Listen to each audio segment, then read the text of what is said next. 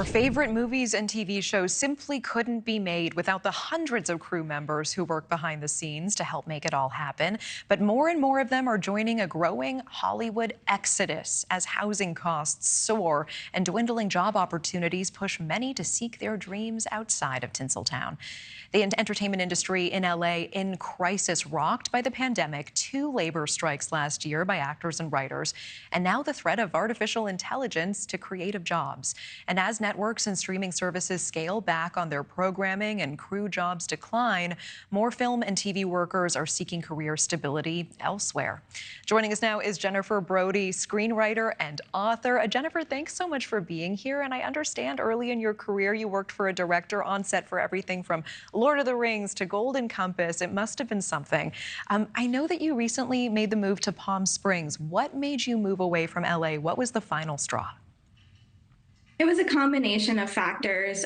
During COVID, with the shutdowns, we all took a big hit. A lot of projects I had, including my book series, The 13th Continuum, that had been set up at Sony Pictures, wasn't going ahead as planned.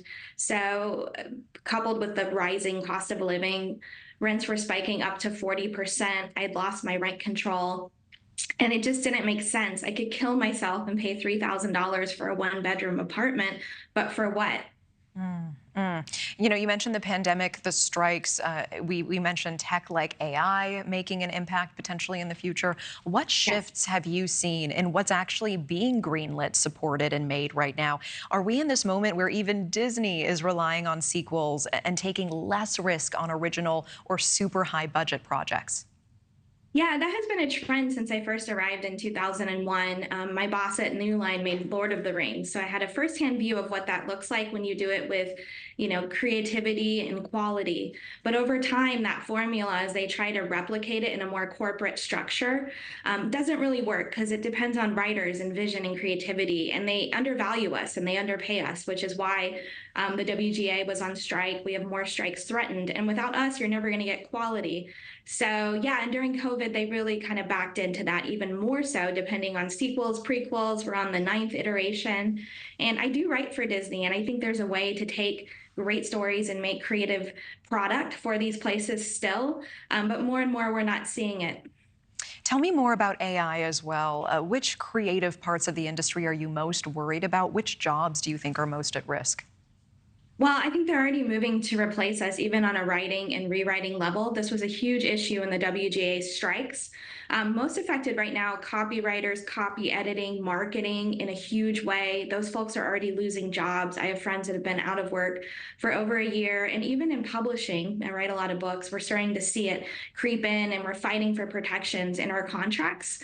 But we're not where we want to be. And AI, in terms of generative tech, it's never going to equal what the human imagination, what we create, because art is essentially the human attempt to understand the world. And a machine's never going to be able to replace what we do. Yeah, what's so interesting about machines as well is AI is trained. It's a model that's trained on everything that already exists, which really precludes it from being creative or breaking new ground the way that human beings do.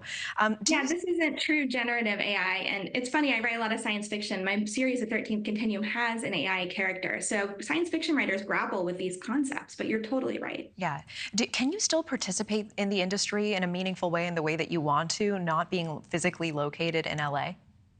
That's what's great about Palm Springs and things like Zoom. I'm talking to you right now. Yes, I'm only about 90 minutes from Los Angeles. I'm able to drive in. I'm up for a big book award potentially, so I can go to Comic-Con in San Diego and accept it. We've become very capable of communicating, and I'm at a level where I can ask to have meetings more virtually. And as mentioned, can always travel for work. That's always been the case.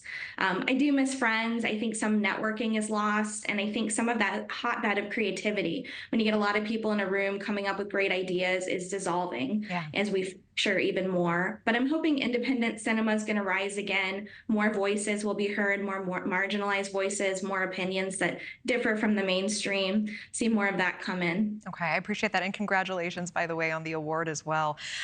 Tell me, do you think the industry will return to normal anytime soon? I don't see it. When I first moved to Palm Springs was the strike year, and I remember speaking to my manager and saying, "Wow, I picked a good year to be out of Los Angeles. This is brutal, basically." And I saw a lot of folks at WonderCon, which is a big convention in Anaheim, and I started to hear early in the year, "Stay alive till 25." And I was like, "Wow, it feels too early in the year to already be saying you have to wait another year after 2 years of COVID, a year of strikes." But here we are. Thank you for watching. Go to newsnationnow.com to find News Nation on your television provider. And don't forget to click the red subscribe button below to get more of News Nation's fact-driven, unbiased coverage.